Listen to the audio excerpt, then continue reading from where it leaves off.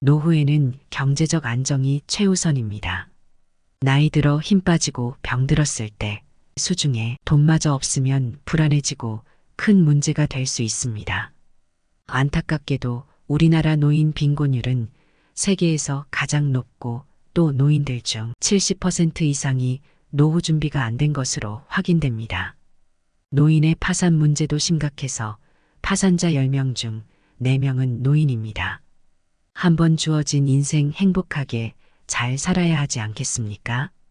구독과 좋아요, 알림 설정을 해두시면 도움되는 정보를 꾸준히 받아보실 수 있습니다. 보건복지부는 2023년 폐지 수집 노인 실태조사 결과를 공개했는데요. 폐지 줍는 노인들의 평균 연령은 76세로 나타났고 일주일에 6일씩 하루 5시간 반을 일해 월 평균 15만 9천 원을 벌었다고 합니다. 대부분 생계비 마련을 위해 폐지를 주었다고 합니다. 최근 자료에 의하면 5년간 발생한 고독사의 43%가 독거노인이었으며 80%가 가난에 시달린 것으로 나타났습니다. 2050년에는 홀로 사는 노인들이 전체 노인의 40%나 될 것이라고 하니 큰 걱정입니다. 사람들은 누구나 나이 들면서 건강 문제, 자녀 문제, 돈 문제, 부부간의 화목 문제 등 문제점들이 하나둘 생겨납니다. 1980년도까지만 하더라도 노인의 주 수입원에 대하여 물어보면 자식의 도움이라고 응답한 노인이 70% 정도였으나 2023년 현재 자식의 도움이라고 응답하는 노인은 10% 내외에 불과합니다. 앞으로 그 수치는 1에서 2%로 뚝 떨어질 전망입니다. 왜냐하면 자식들도 먹고 살기 힘들어지기 때문입니다. 따라서 앞으로 자식들한테 경제적으로 도움받을 생각은 아예 꿈도 꿔서는 안 됩니다. 사람이 대개 50대로 접어들면 여기저기 몸도 아프고 자식들 교육비, 결혼비 등 돈 들어갈 곳은 한두 군데가 아닐 정도로 늘어나는데 퇴직해야 하는 나이에 이릅니다. 아무리 성실하게 살아온 보통의 사람들도 뭐 하나 까딱 잘못하면 빈곤의 늪으로 추락할 수 있습니다. 그렇다면 한국인 노후가 가난해지는 실질적인 이유가 무엇인지 하나씩 원인을 따져보고 그 대비책까지 함께 살펴보도록 하겠습니다. 첫째, 자식 문제입니다. 자식은 저희의 꿈이요, 보물이요, 미래지만 노후 준비를 발목 잡는 장애물이 될 수 있습니다. 대한민국처럼 자녀에게 올인하는 나라는 없습니다. 노후 대비라는 관점에서 보면 자녀는 부부의 노후를 갉아먹는 가장 위험한 요인임이 분명합니다.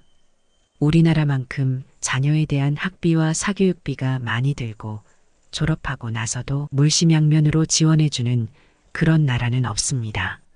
아이들이 성장하면서 많은 사교육비가 들어가고 대학 졸업 후에 결혼 비용, 주택 구입비까지 도와줍니다. 옛날 세대는 한 집에 5명, 10명씩 자녀를 낳아도 알아서 다 잘 컸던 것 같은데 요즘에는 애 하나 낳아 키우기도 힘든 것 같습니다. 요즘은 자식만 경제적으로 독립한다면 사실상 노후 준비의 절반은 끝난 것입니다. 부모에게 얹혀 사는 다 큰 성인이 많습니다. 한국 부모들은 유달리 자녀들에게 무분별하게 지원해주고 있습니다. 자녀들 등살에 부모의 노후 계획이 흔들린다는 슬픈 이야기들이 도처에 넘쳐납니다.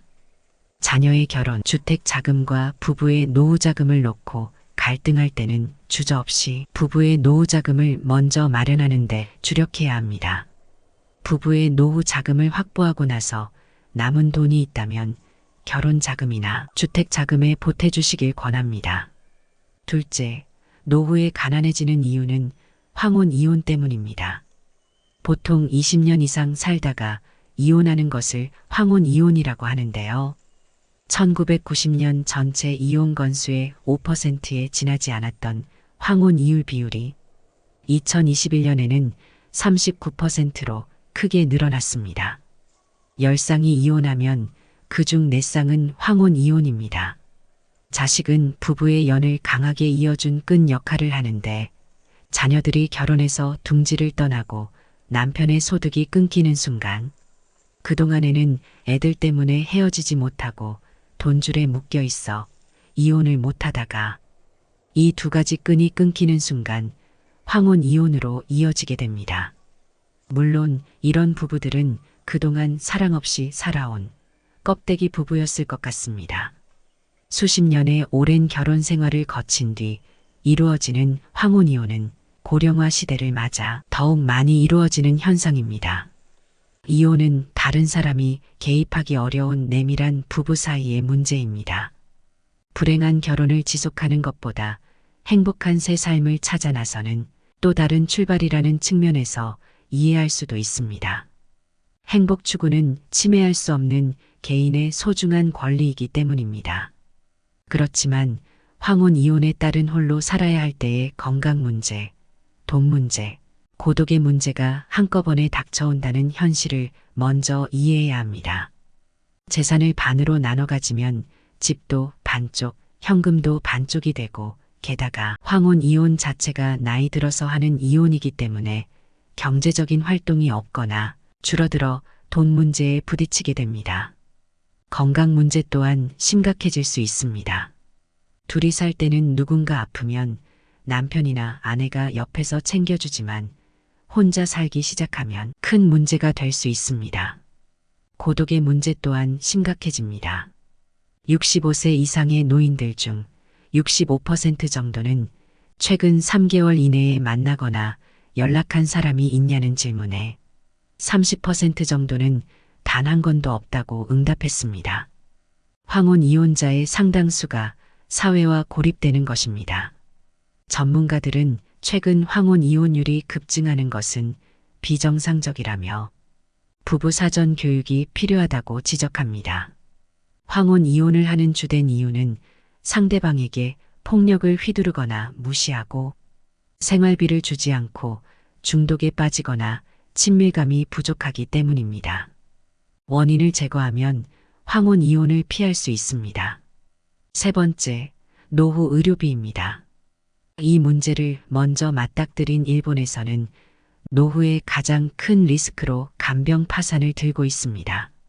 노인이 노인을 간병하는 상황을 견디다 못해 동반 자살하거나 간병살인도 자주 벌어집니다. 우리나라도 내 간병을 자식에게 기대하기 어려운 시대가 됐습니다. 100세 시대라고 하지만 인생 막바지 20년은 시름시름 아픈 상태로 살아가는 것입니다. 그만큼 노인 간병 기간은 늘어났고 적어도 10년 이상을 누군가가 간병해야 한다는 의미입니다. 그러니 간병 때문에 직장이나 결혼 등 자신의 삶을 포기하는 지경에까지 이릅니다. 아무리 효자라도 부모가 오랫동안 병상에 누워 있으면 효심을 끝까지 유지하기 어려운 게 현실입니다. 간병비는 자식의 교육비와 더불어 자산을 갉아먹는 3대 주범 중의 하나입니다. 2022년 건강보험과 환자 본인 부담으로 의료기관과 약국 등에 지급한 진료비가 100조 원을 처음 넘어섰습니다. 이 중 전체 인구의 17%에 해당하는 노인 인구가 진료비의 43%를 사용했습니다. 이제 노인 인구가 기하급수적으로 늘어나면서 노인들의 병원비가 차지하는 비중도 그만큼 커질 전망입니다. 특히 치매 환자가 급증하는 가운데 2021년 치매 환자 1인당 연간 관리 비용은 2,112만 원으로 2010년 1,851만 원 대비 14.1% 증가했습니다.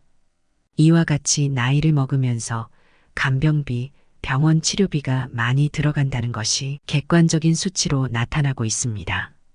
큰 병에 걸리면 삶의 질이 뚝 떨어짐은 물론 목돈이 들어가고 집안이 풍비박산나기 쉽습니다. 그렇다면 간병비 치료비 지출을 막거나 최소화하기 위해서 지금 당장 해야 할 일은 주기적으로 종합검진을 받는 것이 제일 중요합니다. 그리고 근력 운동하고 몸에 좋은 음식을 꾸준히 먹는 것입니다. 인생에서의 마지막 삶을 행복하게 눈 감고 싶으시다면 첫째, 노후 자산을 자식에게 너무 쉽게 내어주지 말 것. 둘째, 황혼 이혼이 능사가 아님을 알고 황혼 이혼에 앞서 신중에 신중을 기할 것. 셋째, 노후 의료비, 간병비 지출을 최소화하기 위하여 운동하고 몸에 좋은 음식 꾸준히 챙겨 드셔서 건강하게 노후를 보내시기 바랍니다. 오늘도 평안한 하루 보내시길 바라며 이상으로 품격 있는 시니어였습니다. 다음에 더 좋은 내용으로 찾아뵙겠습니다. 시청해 주셔서 감사합니다.